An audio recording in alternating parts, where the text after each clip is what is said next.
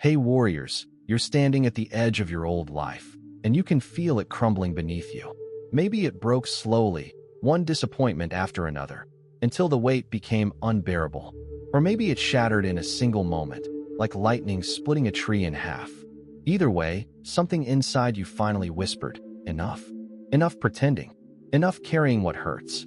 Enough acting like everything's fine when it isn't. Starting over doesn't mean deleting your past. It means rising from it. It means becoming the person you were always capable of being. And that requires more than hope. It needs direction. Lao Tzu said, "New beginnings are often disguised as painful endings." And that's the truth most people avoid. A new chapter rarely feels exciting at first. It feels raw, messy, like standing in the ruins of everything familiar, wondering if you have the strength to rebuild. But you do. That restlessness inside you, that quiet voice saying life can't continue the same way, that's not weakness. That's your spirit refusing to shrink. And the fact that you're here, listening, searching, means you're ready. Ready to turn discomfort into direction. Ready to turn pain into power. You don't need anyone's permission to change your life. You don't need the perfect moment. You just need a map and the courage to take the first step. Transformation isn't one big dramatic event. It's a series of small, powerful decisions that rewrite your entire story. Before we start, hit like, share this with someone who needs strength today, and subscribe to join this tribe of people who refuse to live an average life. And if you're done surviving and ready to start thriving, type in the comments, "I am ready to begin again." 1. Let go of the emotional weight you no longer need. You're exhausted. Not the kind sleep fixes. This is soul-deep fatigue. You wake up tired. You go to bed tired. And in between, you carry invisible weight. Guilt that wasn't yours. Shame someone else handed you. Old anger you've dragged like a rusted chain. You've held on to this pain for so long it feels like part of your personality. But it's not. Epictetus said, "It's not what happens to you, but how you react to it that matters." Most of the stress draining you isn't happening today. It's memories replaying like they're still real. You relive arguments. You revisit betrayals. You replay mistakes hoping the ending will change. It won't. Letting go doesn't mean the pain was okay. It means you refuse to let yesterday dictate your tomorrow. Ask yourself, is carrying this helping me grow or draining me? There's a difference between processing pain and living in it. Processing heals you. Living in it defines you. Pick one thing, just one piece of emotional baggage. Say, "I'm letting this go. It doesn't own me anymore." It might take days or weeks, but healing often moves slowly, like winter turning into spring. Every time you release something, you create space for joy, clarity, and energy. Letting go isn't weakness. It's courage. Anyone can hold a grudge.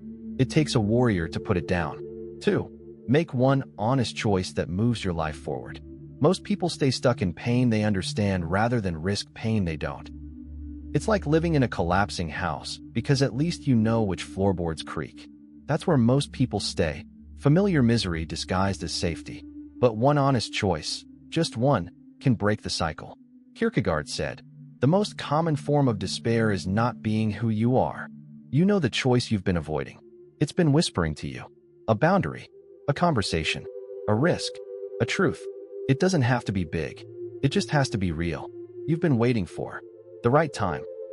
More confidence, less fear, clearer signs, someone's approval. None of that is coming. You don't get confidence first. You earn it by acting. One honest choice creates momentum. It proves you're stronger than you thought. Say, "I choose my truth today." 3. Release the old life you thought you had to follow. You were handed a script long before you knew you could question it. Go to school. Pick a safe job. Settle down. Don't take risks. Don't make anyone uncomfortable. Maybe you followed it all. Maybe you did everything right. But one day, you looked around and thought, "Is this really what I wanted?" James Baldwin said, "Nothing can be changed until it is faced." The life you built might not be yours. It might belong to your parents, your culture, your fear of judgment. Letting go doesn't mean destroying everything. It means asking, did I choose this, or did it choose me? You can rewrite your definition of success, your definition of happiness, your definition of a good life. Some people will be uncomfortable. Some will question you. Some will guilt you. But their expectations are not your responsibility. You don't have to live a smaller life to keep others comfortable. Give the real you permission to exist. Let go of the life you outgrew. 4. Build your new life with small daily actions. You want instant transformation, but real change is slow and steady. Confucius said, "The man who moves a mountain begins by carrying away small stones." Your habits are votes for who you're becoming. It's not intensity that transforms your life, it's consistency. Choose one daily action so small you can't fail. 10 minutes of walking, 3 sentences of writing, a glass of water each morning, making your bed, 10 minutes of silence. Small things compound. They build trust in yourself. And once you trust yourself, you can build anything. Say, I build my new life daily. 5. Stop returning to people or habits that hurt you. You keep going back to what hurt you. A person, a habit, a situation, hoping it will be different. But it won't. Not until you change. Dr. Phil said, "We teach people how to treat us." Every time you return, you teach them your boundaries don't matter. You can't heal in the same environment that broke you. Make it hard to go back. Delete numbers. Block access. Remove triggers. You will feel the loss. Even toxic things feel familiar. But grief is not a sign you made the wrong choice. It's a sign you're human. Close the door completely. 6. Accept what you can't change and focus on what you can. You're exhausted because you're trying to control the uncontrollable. The past, other people, how someone feels, things already done. Marcus Aurelius said, "You have power over your mind, not outside events." Ask, can I change this? If yes, act. If no, accept. Not approval, not agreement, just acceptance. Acceptance frees your energy for what actually matters. Your choices, habits, reactions, boundaries, and growth. Say, I control what I can. 7. Start a calm morning routine. Most people begin the day in chaos, alarm blaring, phone in hand, mind overwhelmed. A calm morning routine isn't fancy. It's a boundary between sleep and chaos. It can be deep breaths, stretching, silence, journaling, reading, sitting with a warm drink. It's not about productivity, it's about presence. Say, I start each day with intention. 8. Choose supportive people who respect your growth. Some people want the old you back. Your growth threatens their comfort.